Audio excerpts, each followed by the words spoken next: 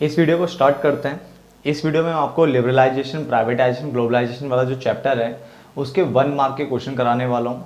इससे पहले 2 videos already डल चुकी है, ठीक है। प्लीज़ आप उन्हें देख लीजिए और 1 नंबर के क्वेश्चन जो है उनको कॉपी में उतार लो और उन्हें याद कर लो, ठीक है। अगर आप उसे सिर्फ उतार भी लेते हो तो भी वो आपको याद हो जाएंगे, काफ़ी आसान से हैं।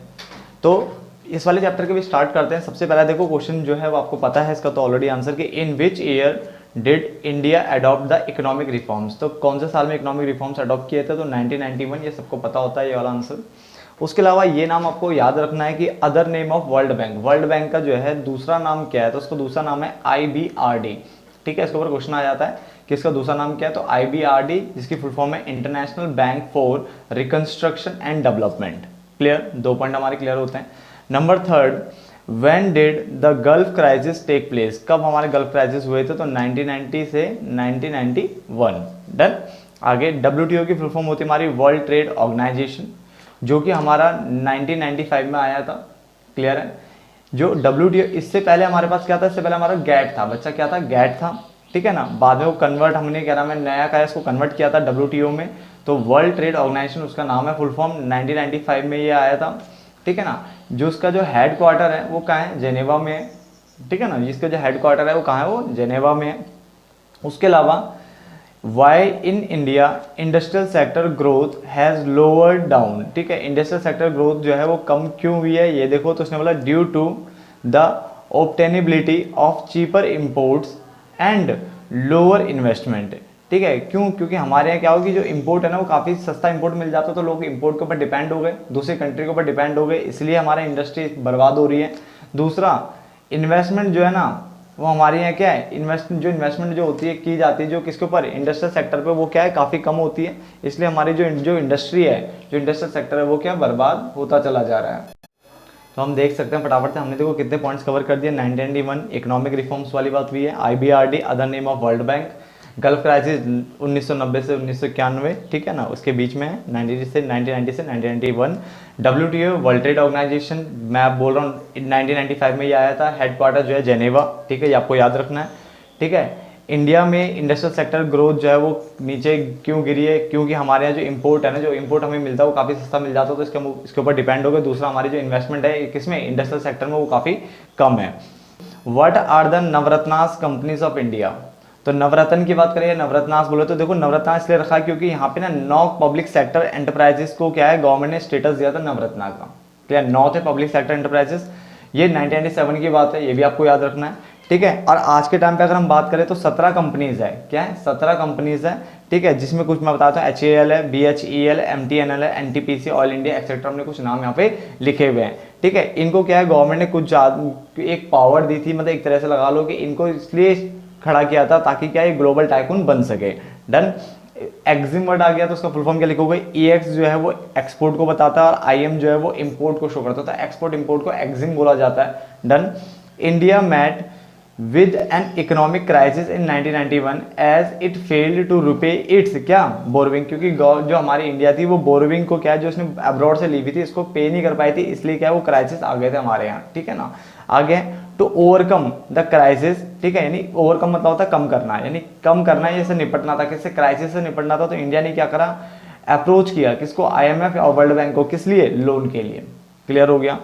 India has become an important destination for global outsourcing since reforms, यहाँ पे आउटसोर्सिंग लिखवाया गया है। उसके अलावा ट्रेड बिटवीन 2 कंट्रीज, उसको बायलेटरल ट्रेड बोला जाता है। क्या बोला जाता है? बायलेटरल ट्रेड बोला जाता है। वैट 2005 में आया था, आपको याद रखना है। गैट 1948 में आया था, और यही बाद में आपका WTO बन गया था 1995 में, ठीक है ना। ये आपका कोई एक्ट नहीं था, ये प्रोविजनल बेसिस पे आया था। बच्चे क्या आया था? प्रोविजनल बेसिस पे आया था, यानी एडहॉक, अचानक से लेके आया गए थे, एडहॉक बेसिस पे आया था, ठीक है। जबकि गैट जो है वो तरीके से आया हुआ है, ठीक है, जो सॉरी WTO जो है वो तरीके से आया हुआ है, जबकि जो गैट था वो क्या एडहॉक बेसिस पे 1948 में ला दिया गया था। लिबरलाइजेशन, आपको पता है, अबॉलिशन ऑफ लाइसेंसिंग, लिबरलाइजेशन की बात होती है। प्राइवेटाइजेशन बोलूंगा तो sale of public sector shares, ठीक है। तो अगर मैं पब्लिक सेक्टर शेयर्स की बात कर रहा हूँ तो ये प्राइवेटाइजेशन में डाल दिया, ठीक है ना।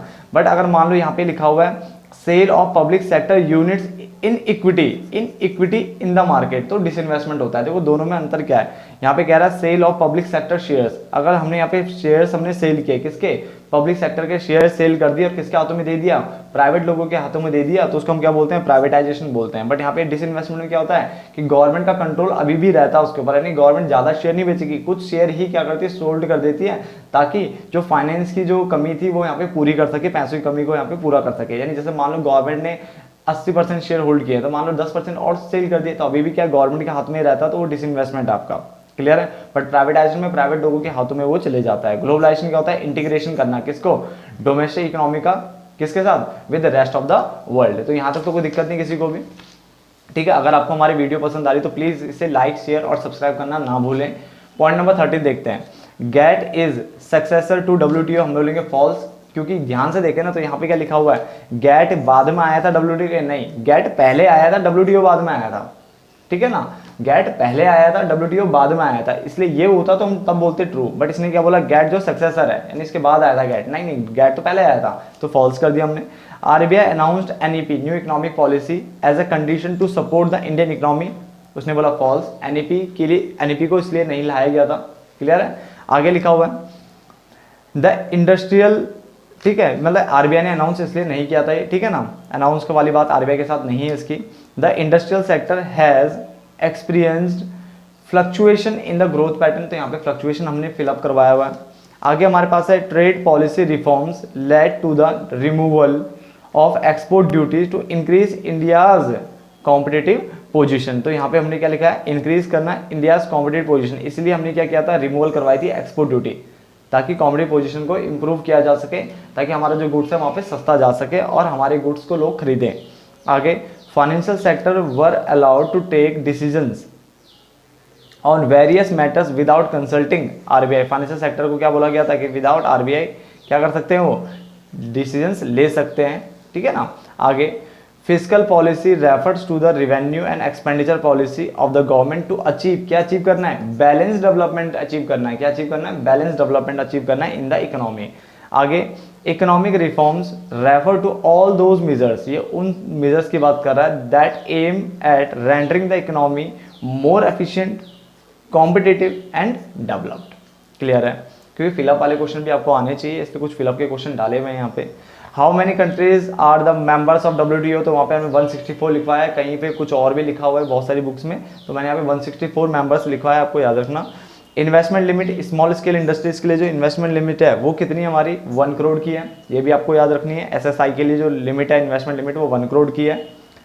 Industries are entirely reserve for public sector, तो पब्लिक सेक्टर के लिए जो अभी भी जो पब्लिक सेक्टर के हाथों में अभी है, तो मैंने वो 3 लिखे हैं, ठीक है। यहाँ पे आपको एक चीज चेक करनी होगी, क्योंकि देखो एक डिफेंस सेक्टर जो है वो अभी भी गवर्नमेंट के हाथों में है, दूसरा एटॉमिक एनर्जी वाला सेक्शन भी है, और मैंने तीसरा रेलवे लिखवाया। अब ये रेलवे एक बार आप प्लीज चेक कर लेना कि रेलवे क्या है, अभी भी गवर्नमेंट के हाथ में है नहीं है, मेरे अकॉर्डिंग तो शायद गवर्नमेंट के हाथ में दोबारा आ गई थी, तो प्लीज यहाँ पे देख लेना 3 होने चाहिए, और अगर रेलवे नहीं है इस टाइम पे तो फिर 2 हो जाएंगे आंसर, क्लियर है। तो यहाँ पे आप देख लेना जो पब्लिक सेक्टर के हाथ में अभी भी है वो कौन कौन से हैं, डिफेंस, ठीक है, एटॉमिक एनर्जी और रेलवे ट्रांसपोर्ट। उसके अलावा for how many industries licensing is still क्या है, नेसेसरी, तो अभी भी 5 ऐसी है जो है स्टिल नेसेसरी वाले केस में फंसी हुई है।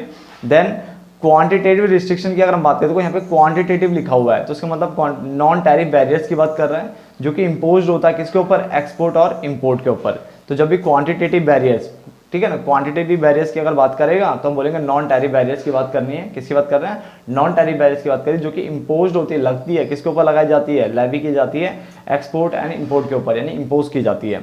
उसके अलावा dash refers to relaxation of previous government restriction, तो ये रिस्ट्रिक्शन या पॉलिसी जो लिबरल कर दी थी वो लिबरलाइजेशन के अंदर आती है, ठीक है, तो ये आपको ऑलरेडी पता है। तो इसमें भी हमने 25 क्वेश्चन किए, ठीक है। अगर आपको हमारी वीडियो पसंद आ रही तो प्लीज़ इसे लाइक शेयर और सब्सक्राइब करना ना भूलें, और अपने दोस्तों को मैं तो बार बार बोलूँगा शेयर तो जरूर करें, चाहे एक टाइम को अगर आप लाइक नहीं करते तो एटलीस्ट शेयर जरूर करो, ताकि वो भी ये चीज़ें पढ़ सकें, ठीक है। तो धन्यवाद दोस्तों, मिलते हैं नेक्स्ट पार्ट में।